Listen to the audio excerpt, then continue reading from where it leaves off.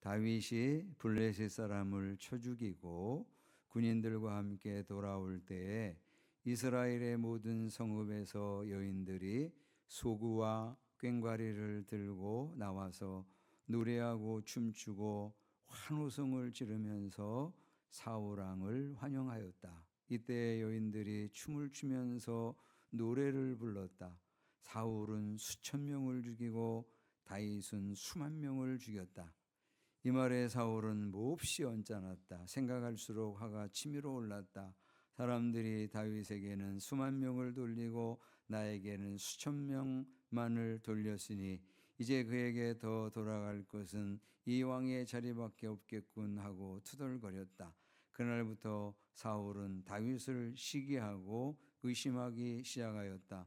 바로 그 다음 날 하나님이 보내신 악한 영이 사울에게 내리덮치자 사울은 궁궐에서 미친 듯이 헛소리를 질렀다.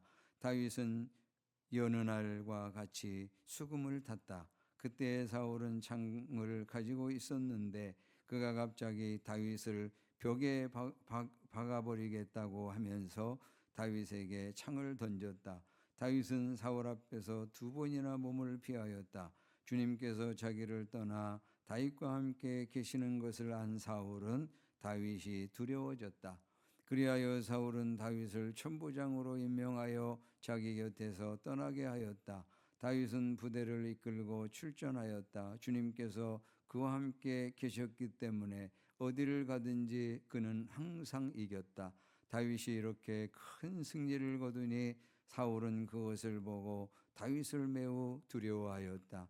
그러나 온 이스라엘과 유다는 다윗이 늘 앞장서서 싸움터에 나가는 것을 보고 모두 그를 좋아하였다. 아멘. 이스라엘 나라의 초대왕, 오늘 제목이 시기죠. 시기. 이스라엘 나라의 초대왕 사울은 자존감이 매우 낮은 그런 사람이었던 것 같아요. 사무엘상 9장 1절의 말씀에 보면 사울의 아버지 베냐민 지파의 기스라고 하는 유력한 사람이 있었다. 이 사람 사울 왕의 아버지거든요. 기스. 근데 베냐민 지파의 유력한 사람이었어요. 유력하다는 얘기는 뭐예요? 세력이 있고 그리고 재산이 많은 이런 뜻이에요. 괜찮은 집안에서 사울이 태어났죠? 2절의 말씀에 보니까 그에게는 사울이라고 하는 아들이 있었는데 잘생긴 젊은이였다. 이스라엘 사람들 가운데 그보다 더 잘생긴 사람이 없었고 키도 보통 사람들보다 어깨 위만큼은 더 컸다.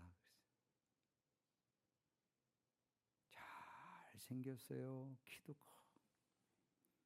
거기에다가 아버지 기스는 유력한 그런 사람이에요. 그럼에도 불구하고 자존감이 낮아가지고요. 그래가지고 사무엘이 왕을 찾으러 두루다니다가 사울을 만났거든요. 그래서 당신을 왕으로 세우겠다고 기름을 부으겠다고 그럴 때 이 사울은 뭐라고 이야기를 하냐면 9장 21절에 사울이 대답하였다. 저는 이스라엘 지파들 가운데서도 가장 작은 베냐민 지파 사람 아닙니까? 그리고 저의 가족은 베냐민 지파의 모든 가족 가운데서도 가장 보잘것없는데 어찌 저에게 그런 말씀을 하십니까? 이 사울의 고백을 들어보면 아주 겸손한 그런 젊은이 같아요. 그런데 겸손이 아니라 이 사람의 자존감의 문제인 것을 이 사람이 보여주는 행동을 보면 알아. 그러길래 10장 이제 사무엘상 10장 20절의 말씀을 보면은요. 사무엘이 이스라엘의 모든 지파를 앞으로 나오게 그걸 제비를 뽑아요. 그 베냐민 지파가 뽑혔어요. 그리고 그 베냐민 지파 중에 또 제비를 뽑으니까 누가 뽑혔다고요? 마드리의 집안이 뽑혔어요. 거기에서 또 남자들만 나오게 해가지고 제비를 딱 뽑으니까 기스의 아들 사울이 뽑힌 거예요. 이 사람한테 이제 기름을 부어줘야 되는데 아무리 찾아봐도 없는 거야. 어디 간 거야? 암만 찾아봐도 없어. 그래가지고 하나님께 여쭈어 보았어요. 다시 주님께 여쭈어 보았다. 그 사람 여기 와 있습니까? 그랬더니 주님께서 말씀하시기를 그는 짐짝 사이에 숨어 있다. 여러분, 요즘에 오디션 프로가 많죠? 무슨 싱어게인이니 무슨 뭐 발라드니 뭐 미스 트롯이니 뭐 이런 이제 오디션이 많이 있는데 거기에 참가해 놓고는 그냥 무대 뒤에 어디인가 숨어 있는 거야. 그런 꼴이야 이게. 그러니까 이거를 보면 이 겸손이 아니라 자존감이 낮은 거예요. 자존감이. 거기에다가 사울은 이제 유력한 그런 아버지의 아들이었고 키도 크고 잘생긴 인물이었지만 이스라엘 나라를 다스릴 만한 그런 리더십 그리고 실력이 잘 갖추어지지가 않았어요. 그래서 13장으로 가면 거기 13장에 이제 왕이 될 때 그때 30살이었어. 30살. 그리고 42년간을 통치를 하게 되거든요. 근데 왕이 되자마자 이제 군사력, 이제 군인들을 이제 정비를 하는데 이렇게 했어요. 2절에 보니까 이스라엘에서 3,000명을 뽑아요. 3,000명. 그리고 2,000명은 자기와 함께 있게 하고 1,000명은 자기 아들 요나단과 함께 있게 하는 거예요. 이게 나머지 군인들 수십만은 전부 어떻게 했다고 그랬어요? 모두 각자의 집으로 돌려보냈어. 예비군 합의해버려요. 예비군이야. 다 집으로 돌아가 있다가 그냥 비상시에 다 몰려와가지고 전쟁 치르는 그런 거를 했어요. 그러다 보니까 이게 군사력이 너무 약하거든. 주변에 있는 나라들이 보니까. 그래가지고 블레셋이 쳐들어오게 됩니다. 근데 블레셋이 쳐들어와가지고 이렇게 보는데요. 이게 이 군사력은 3,000밖에 안 되지. 그 당시에 이 남쪽 이 이스라엘 나라에는 그 칼과 창이 없었어. 이거 빨리 준비해 가지고 군사력을 튼튼하게 해놔야 될 거 아니야. 근데 그것도 없었어. 그래가지고 블레셋이 쳐들어오게 되는데 블레셋 군인들 보세요, 여러분. 5절의 말씀에 여기 13장 5절의 말씀이 아직 기록이 안 돼 있는데 거기 보면 블레셋 사람들도 이스라엘과 싸우려고 모였는데 병거가 3만. 병거 3만. 그다음에 기마가 6천. 보병은 바닷가의 모래알처럼 많아가지고 셀 수가 없었다 그랬어요. 이 블레셋과 비교해 보면 지금 나라의 군사력이 왜 이래? 3천이 뭐냐고 3천이. 그러다 보니까 자꾸 블레셋이 쳐들어오잖아요.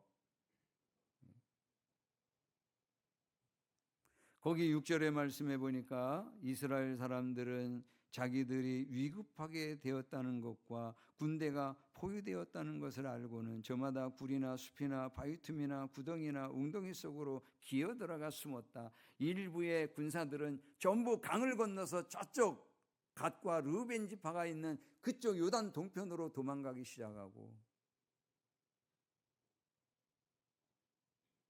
이게 참 큰 문제가 이제 생겼어요. 그러다 보니까 하나님이 마음 가운데 두려움이 엄습해가지고 사울 왕이, 그래가지고 사무엘이 와가지고 하나님 앞에 번제와 화목제를 드려달라고 그렇게 초대를 했는데 사무엘이 늦게 오자 자기가 번제를 드려버려요. 9절의 말씀에 사울은 사람들을 시켜 번제물과 화목제물을 가지고 오라고 한 다음에 자신이 직접 번제를 올렸다 그랬어요. 이 사람 베냐민 지파잖아. 레위 지파도 아니고 제사장도 아닌데 자기가 너무 황급하다고 두려움에 휩싸여가지고 그래가지고 번제를 자기가 드렸어요. 여기서부터 하나님께서 너의 왕위가 계속되지 못할 거다, 이 말을 이제 듣기 시작해요. 그리고는 아말렉과의 전쟁에서 하나님께 불순종함으로 말미암아 이제 버려질 거다, 다른 왕을 세우게 될 거라고 하는 그런 말을 듣기 시작하는 거죠. 자, 이와 같은 전쟁이 있은 후에 조금 더 있다가 블레셋이 또다시 군대를 거느리고 쳐들어옵니다. 그런데 이번에는 군사력이 문제가 아니에요. 이번에 쳐들어온 그 군대의 이 리더가 누구였냐면 그 유명한 골리앗이었어요. 이 골리앗이 와가지고는 그냥 여러 사람들이 싸움을 하면서 희생할 게 뭐가 있냐, 대표 한 사람으로 승부를 가르자. 그래가지고 40일 동안 밤낮으로 나와가지고요 하나님의 군대를 모욕하고 그러면서 나오라고 40일 동안 계속해서 그러는데 사울왕을 비롯한 그런 모든 장군들이 꿀먹은 벙어리야. 그냥 두려워 떨고 있는 거죠. 그와 같은 때에 다윗이 형들의 면회를, 군에 입대한 형들이 3명 있었거든요. 그 형들을 면회하고 오라고 그래가지고 그 형들을 면회하러 왔다가 이 소리를 들은 거예요. 그래가지고 다윗이 막 화가 나가지고 도대체 이런 하나님의 군대를 모욕하고 하나님의 이름을 모욕하는데 가만히 있냐고. 그래가지고 형들이 꾸짖는데도 불구하고 사울왕이 만류하고 있는데도 불구하고 1대1 대결의 장으로 나가요, 다윗이. 그래가지고 17장 44절의 말씀에 이렇게 합니다. 그 블레셋 사람은 골리앗이에요. 다윗에게 말하였다. 어서 내 앞으로 오너라. 내가 너의 살점을 공중의 새와 들짐승의 밥으로 만들어 주마. 그러자 다윗이 그 블레셋 사람에게 말하였다. 너는 칼을 차고 창을 메고 투창을 들고 나에게로 나왔으나 나는 네가 모욕하는 이스라엘 군대의 하나님 곧 만군의 주님의 이름을 의지하고 너에게로 나왔다. 이르고는 이 골리앗의 목을 베어버리고 그리고는 이 전쟁에서 승리하고 돌아오는 거예요. 그런데 오늘 본문의 말씀해 보니까 이 엄청난 전쟁에서의 승리를 너무 기뻐하고 흥분한 나머지 백성들이 나와가지고 막 악기를 연주하면서 노래하면서 막 군인들을 환영하고 있는데 그 가운데 여인들이 춤을 추면서 노래하기를 사울은 수천 명을 죽이고 다윗은 수만 명을 죽였다, 이렇게 노래한 거야. 어떻게 하려고 그러는 거야? 이 여인들이 지혜가 있는 거야, 없는 거야? 없는 거예요. 예?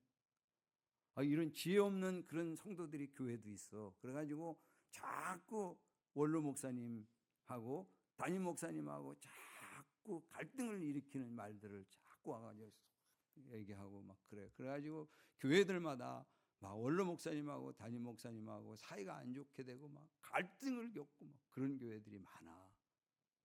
누가 그런 거라고? 여인들이.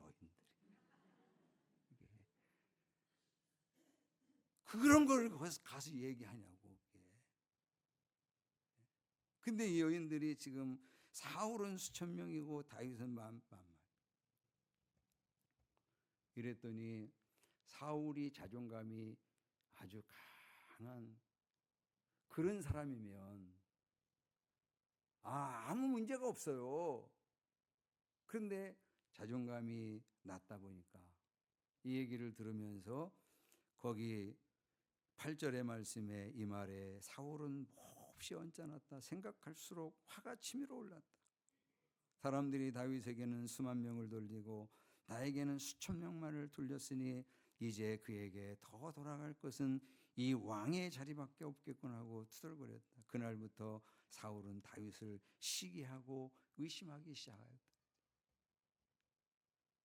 여러분, 이 사람들에게, 부모님들에게 사랑을 듬뿍 받고 성장한 그런 사람들은요, 자존감이 딱 튼튼하게 되어 있어가지고 오히려 주변에 이런 실력 있는 장군이 있고 이런 좋은 그런 다윗과 같은 사람이 있을 때 오히려 감사하고 좋아하잖아요.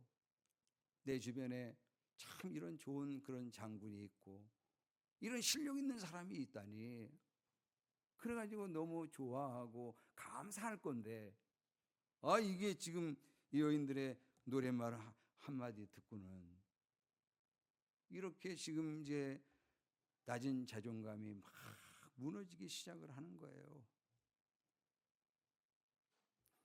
그래가지고 여러분 이와 같이 자존감이 낮은 그런 사람들은 죄성과 이게 같이 묶여지게 되고 그리고 낮은 자존감과 섞이게 되고 거기에다가 악령까지 역사를 해. 그러다 보니까 자신을 파괴하기 시작하고 상대방을 죽이는 일들을 이제 시작하게 되는 거예요. 여러분 어느 신학자는 이야기하기를 악령은 사단은 교만과 불안이라고 하는 그 문을 통하여 들어온다 이랬어요. 그러니까 교만한 사람들 그 사람들에게 악령이 자꾸 들어가. 그런가 하면 불안에 떨고 있는 사람들 이 사람들에게 악령이 들어가 역사하는 그런 경우가 너무 많아요. 보세요 여러분 10절에 바로 그 다음날 하나님이 보내신 악한 영이 사울에게 내리덮치자 사울은 궁궐에서 미친 듯이 헛소리를 질렀다. 다윗은 여느 날 같이 수금을 탔다. 그때 사울은 창을 가지고 있었는데 이 창을 던지면서 다윗을 벽에 박아버리겠다고 죽이겠다고 그러잖아요.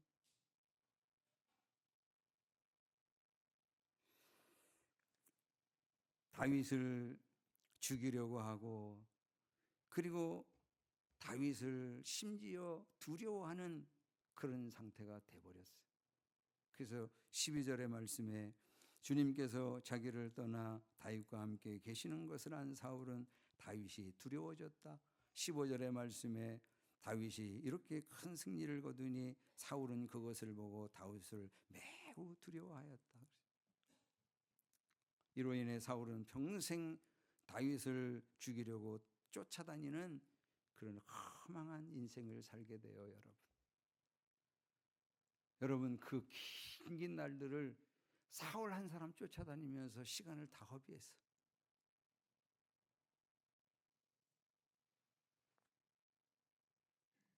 이와 같은 모습은 너무나 가엾고 또 불쌍하기까지 해. 어떻게 그러냐고. 자신이 나라를 다스리는 그런 왕인데 한 사람 그 한 사람 두려워해가지고 죽이려고 그냥 쫓아다니다가 인생을 완전히 망가뜨려 버렸죠. 여러분 창세기 4장의 말씀에 보면 아담의 아들 두 사람이 나오지. 가인과 아벨. 이 사람들이 어느 날 하나님 앞에 제사를 드리잖아요. 그랬더니 하나님께서 아벨과 아벨의 제사는 받으시고 가인과 가인의 제물은 거절하셨어요. 그랬더니 거기 5절의 말씀에 보니까 가인은 몹시 화가 나서 얼굴빛이 변하였다 이랬거든요. 사울하고 똑같잖아. 여러분 왜 가인의 제물을 받지 않았죠? 가인과 가인의 제물을 받지 않았어. 왜 그랬느냐? 믿음으로 드리지를 않았어. 이 사람 믿음이 없었단 말이에요. 히브리서 11장의 말씀에 보면 믿음으로 아벨은 믿음으로 하나님께 제물을, 그러니까 믿음을 가지고 있으니까 그 아벨의 삶이 어땠겠어? 하나님 보시기에 정직하고 올바른 그런 삶을 사는 거예요. 그러니까 아벨 그 사람을 하나님께서 그냥 받으시는 거예요. 그리고 그가 드리는 예배도 받으시는 거지. 그런데 가인은 하나님에 대한 믿음이 없었어요. 그러다 보니까 그 삶이 어때? 하나님 보시기에 악하고 그리고 올바르지 않고. 그러니까 그 가인 자체를 하나님이 안 받으시는 거예요. 그리고 그가 드리는 예배도 하나님 거절하신 것이죠. 우리가 잘 아는 바대로 그와 같은 일 때문에 이후에 가인이 동생 아벨을 돌로 쳐 죽이는 그 거기까지 나가잖아요.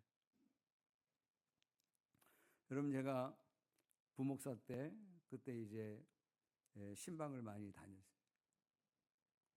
근데 어떤 한 집에 신방을 갔더니 그 자매님이 젊은 자매님이 신방 받겠다고 이제 문을 열어주러 잠깐 나왔어.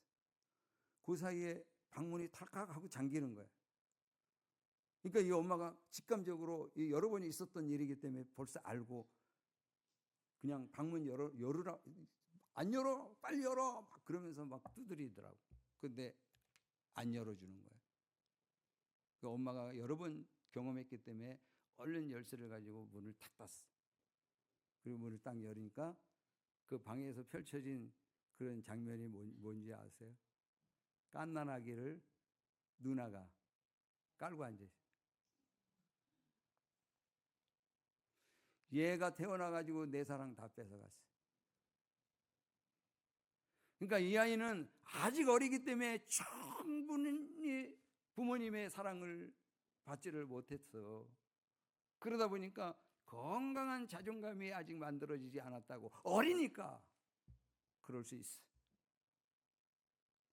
그런데 여러분 문제는 어른이 다 됐는데 예수 그리스도를 믿은 지 너무 많은 시간들이 지났는데 그런데도 불구하고 어린아이처럼 그렇게 머물러 있는 그런 이들이 있다 이 말이에요. 여러분 그게 바로 고린도 교회의 모습이었어요. 고린도전서 3장 1절의 말씀을 같이 봐요. 여러분 3절까지 읽어볼게요. 시작. 형제자매 여러분, 나는 여러분에게 영에 속한 사람에게 하듯이 말할 수 없고 육에 속한 사람 곧 그리스도 안에서 어린아이 같은 사람에게 말하듯이 하였습니다. 나는 여러분에게 젖을 먹였을 뿐 단단한 음식을 먹이지 않았습니다. 그때에는 여러분이 단단한 음식을 감당할 수 없었습니다. 사실 지금도 여러분은 그것을 감당할 수 없습니다. 여러분은 아직도 육에 속한 사람들입니다. 여러분 가운데서 시기와 싸움이 있으니 여러분은 육에 속한 사람이고 인간의 방식대로 살고 있는 것이 아닙니까?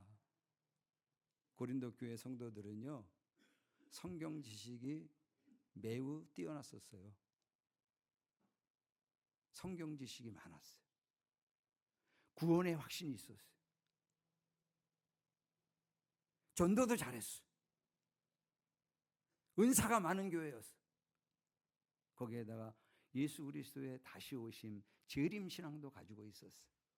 그런데 사도 바울은 이와 같은 신앙의 사람들에게 당신들은 아직도 육에 속한 사람이라고, 그리스도 안에서 어린아이와 같은 사람들이라고 그렇게 강하게 책망하고 있어요. 이유가 뭐라고요? 아직도 여러분에게 시기와 싸움이 있으니. 고린도 교회는 이게 파당이 좀 있었어요. 그래가지고 고린도 교회가 크지도 않았는데 불구하고 바울파 있었어. 바울파. 아볼로파 있었어. 게바파도 있었어. 심지어 그리스도파도 있었어. 예수님파. 뭐가 제일 나은 거예요? 무슨 파가 제일 낫어? 뭔 예수파가 좋아? 다 나쁜 거예요.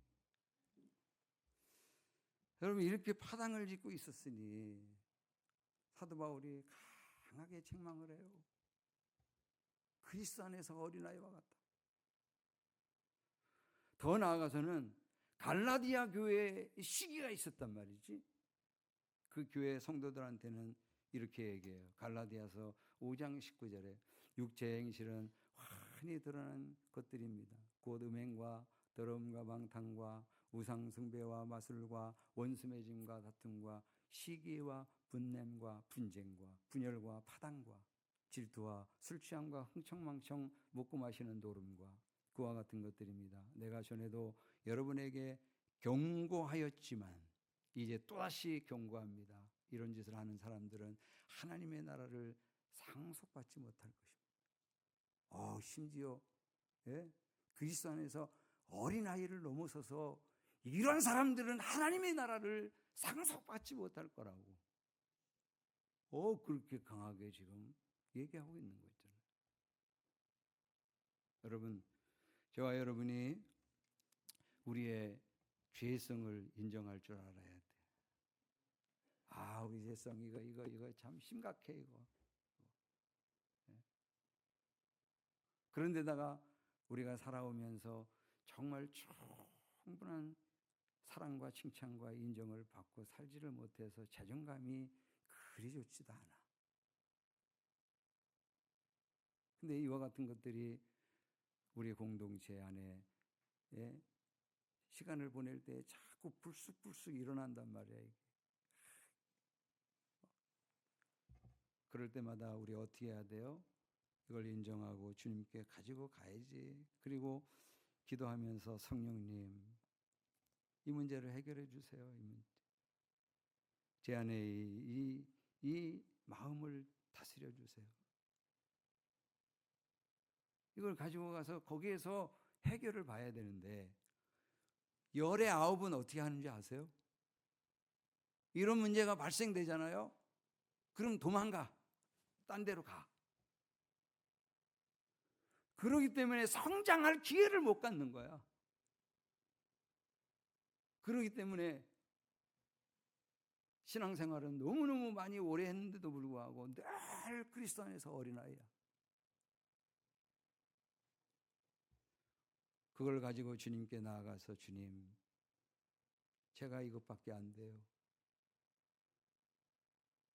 어떻게 해요 이거?